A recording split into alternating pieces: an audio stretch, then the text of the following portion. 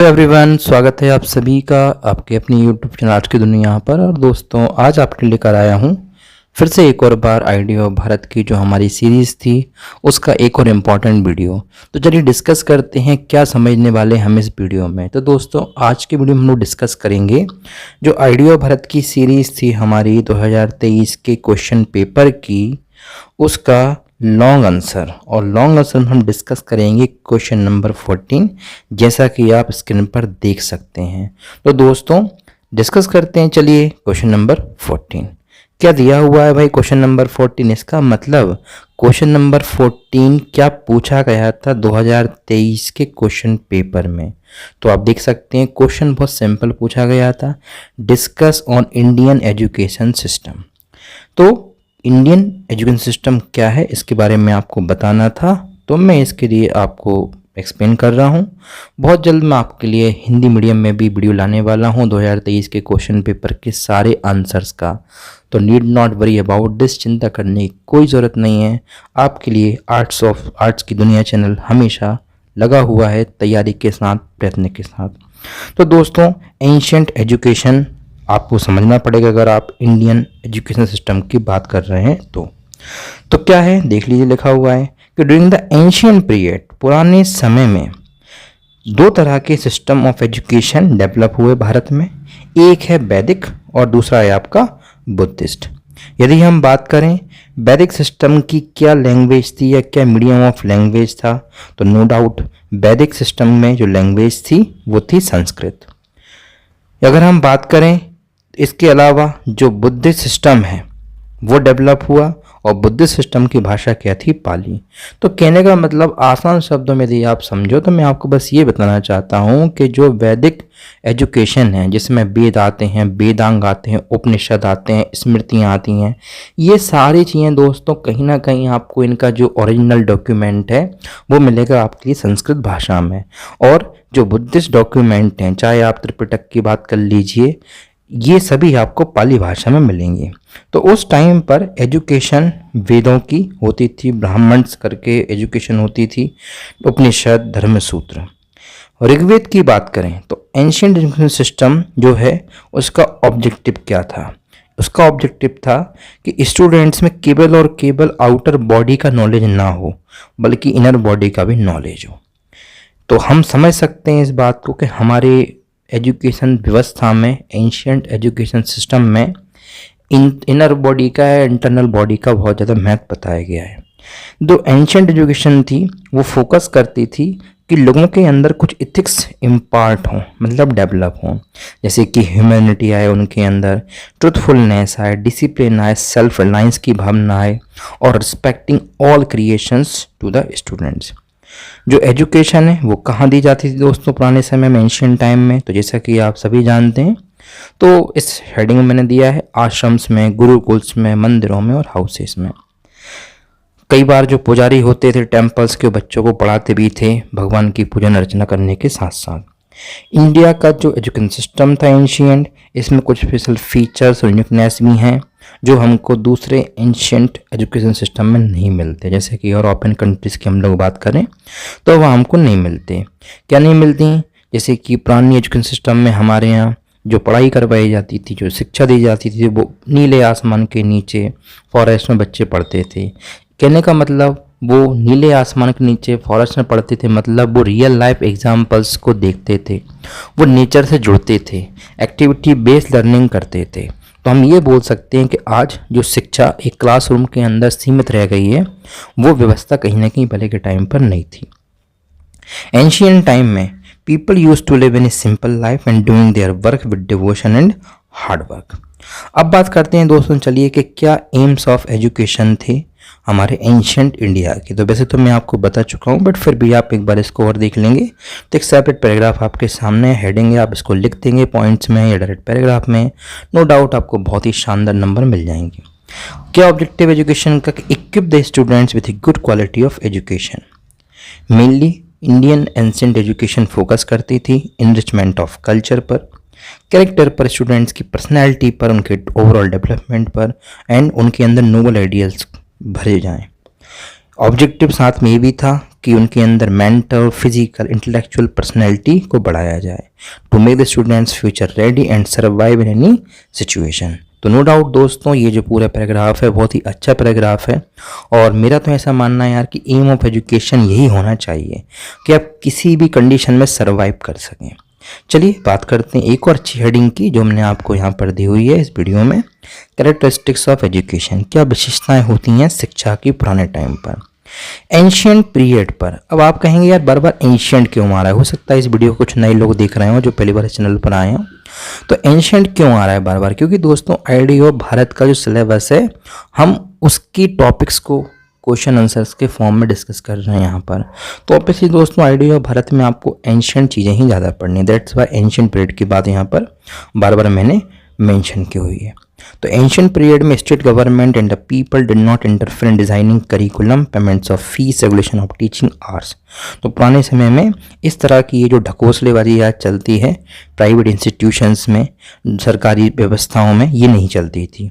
कुल मिलाकर teacher student के बीच में एक स्ट्रॉन्ग बॉन्डिंग हुआ करती थी, कोई ऐसे रिजिड रूल्स नहीं थे जो आज आप देखते हैं। हर एक स्टूडेंट अलॉटेड था एक टीचर के साथ, और स्टूडेंट टीचर रिलेशनशिप पर बहुत एम्फेसिस दिया जाता था। तो कहने का मतलब मैं आपसे ये बोल सकता हूँ साथियों कि आज जो आप देखते हो कि टीचर स्टूडेंट रिलेशनशिप ख़त्म होती जा रही है, बहुत कम इस तरह के स्टूडेंट्स हैं जो कहीं ना कहीं सपोर्ट करते हैं टीचर्स को उतना मानते हैं, वो व्यवस्था पहले नहीं थी।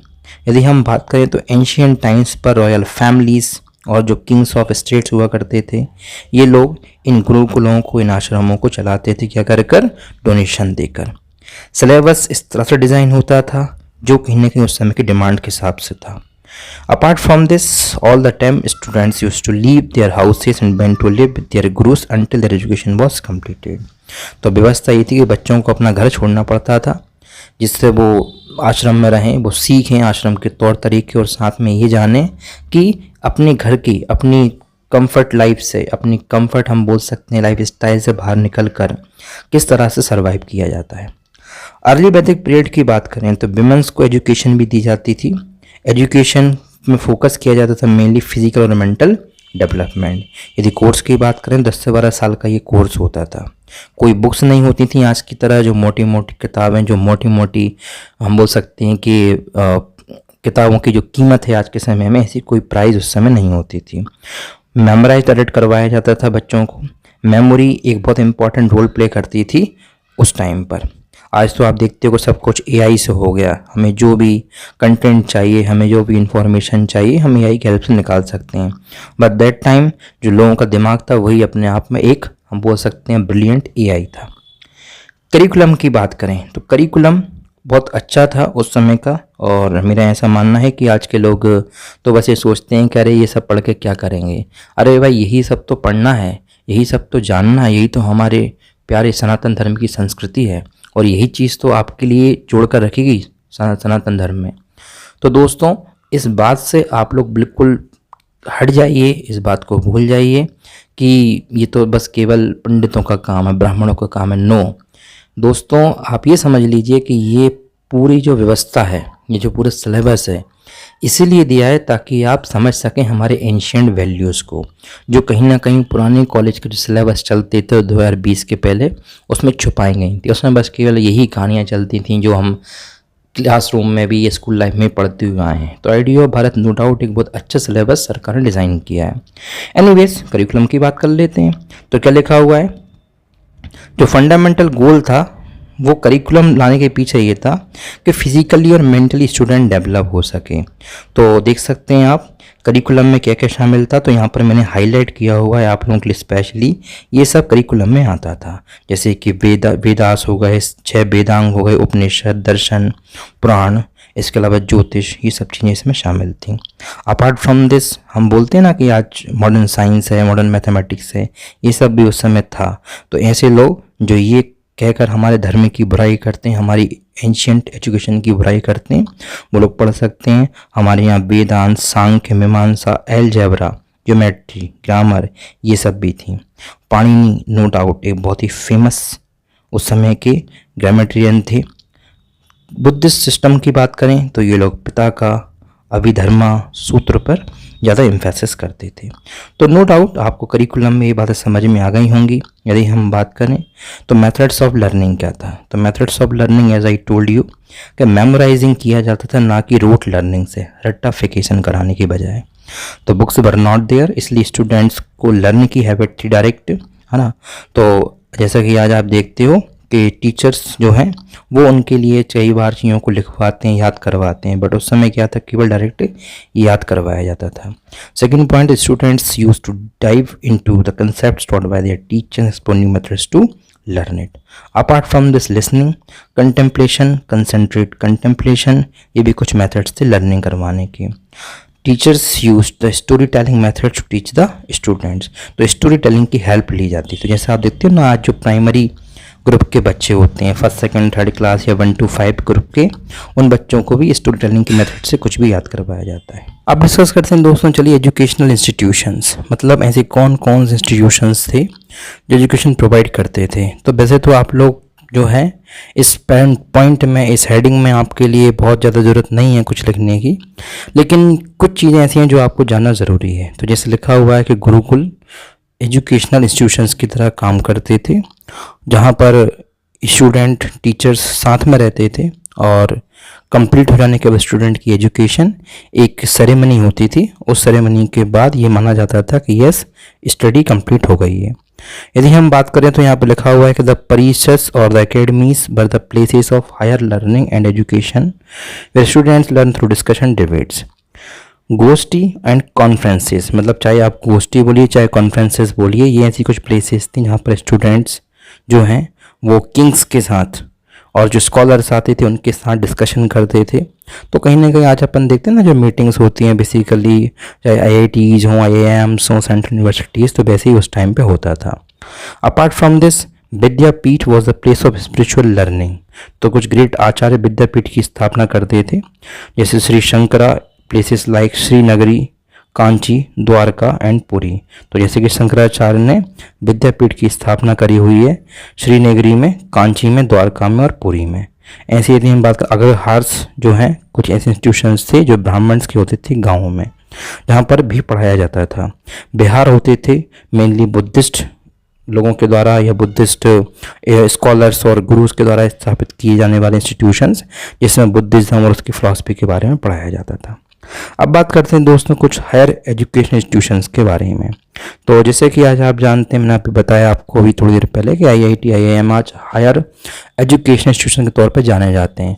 सिमिलरली दोस्तों, उस समय भी कुछ इंस्टीट्यूशंस थे जैसे कि तक्षशिला और तक्षशिला, आप दोनों वर्ड्स में से लिख सकते हो किसी को भी। ये एक फेमस सेंटर ऑफ लर्निंग था ऑफ दैट टाइम, जिसमें रिलीजन, टीचिंग ऑफ बुद्धिज्म, ये सब पढ़ाया जाता था। हायर एजुकेशन के subjects like ancient scriptures, law, medicine, sociology, astronomy, military science, इन सबको पढ़ाया जाता था वहाँ पर।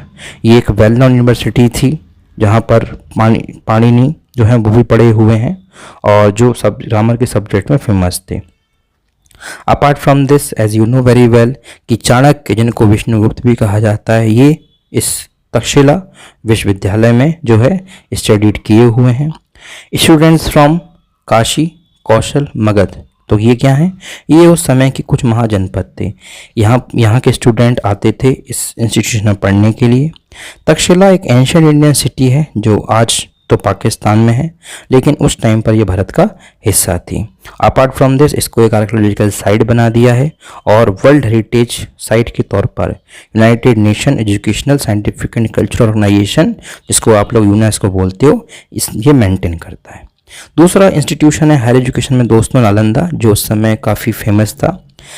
नालंदा क्यों फेमस है? क्योंकि नालंदा में हुएनसांग आए हुए थे। अब हुएनसांग कौन है? हुएनसांग दोस्तों 6वीं शताब्दी के एक फेमस स्कॉलर हैं जो कि चीन से आए हुए थे और ये इंस्टीट्यूशन भी उस समय बहुत फेमस था। Different parts of the country से स्टूडेंट यहाँ पर आते थे। सब्जेक्ट्स की बात करें तो वेद, फाइन आर्ट्स, मेडिसिन, मैथमेटिक्स, ये सब पढ़ाए जाते थे। यहाँ पर हुएनसांग आए और जो योग शास्त्र के स्टूडेंट बने थे उन्होंने योग शास्त्र यहाँ से सीखा था। नालंदा आज कहाँ इस्टेब्लिश है, कहाँ पर लोकेटेड है? तो जो राजगीर डिस्ट्रिक्ट है बिहार का, इसमें आज नालंदा यूनिवर्सिटी है। इसको भी वर्ल्ड हेरिटेज साइट के तौर पर यूनेस्को ने तैयार किया है। यदि हम बात करें उस समय कुछ और फेमस इंस्टीट्यूशंस तो बल्लवी, विक्रमशिला, उज्जैन, बनारस, ये भी उस समय कुछ फेमस एजुकेशनल इंस्टीट्यूशंस में आते थे। तो दोस्तों आई होप आपके लिए इस शॉर्ट वीडियो से, इस लॉन्ग क्वेश्चन से कुछ समझ में आया होगा। और इस तरह के क्वेश्चन दोस्तों आपसे अक्सर पूछे जाते हैं आईडीओ भारत के क्वेश्चन पेपर में। आप 2024 से 28 के बैच के स्टूडेंट हैं, तब भी आपको ये वीडियो नो डाउट हेल्प करेगा। तो इस तरह के क्वेश्चंस मैं आपके लिए और लाने वाला हूं, क्योंकि आप जैसा कि देख सकते हैं मैंने आपसे प्रॉमिस किया था ये पूरा पीडीएफ मैं अपने ग्रुप में बहुत जल्दी आपके लिए देने वाला हूं, जैसे ही मेरी ये सीरीज़ कंप्लीट होती है। तो चैनल को सब्सक्राइब कर लीजिए अगर आप नए हैं तो। मैं आपके लिए नेक्स्ट वीडियो लेकर आऊँगा जिसमें बताऊँगा क्वेश्चन नंबर 15, और इस क्वेश्चन नंबर 15 को डिस्कस करने के बाद हम लोग बेसिकली डिस्कशन करेंगे, मुझे लगता है क्वेश्चन नंबर 16 भी है हमारा, और उसके बाद आपका नो डाउट पूरी सीरीज़ खत्म हो जाएगी। तो 2 क्वेश्चन और दूर, इसके बाद आपको ये 27 पेजेस का पीडीएफ जो मैंने बड़ी ही मेहनत के साथ आपके लिए तैयार किया है वो आपके लिए मिल जाएगा, और आपकी पूरी प्रॉब्लम सॉल्व हो जाएगी 2023 के क्वेश्चन पेपर से रिलेटेड। तो मिलता हूँ नेक्स्ट वीडियो में, तब तक के लिए जुड़े रहिए चैनल के साथ, देखते रहिए आज की दुनिया। जय हिंद, जय भारत।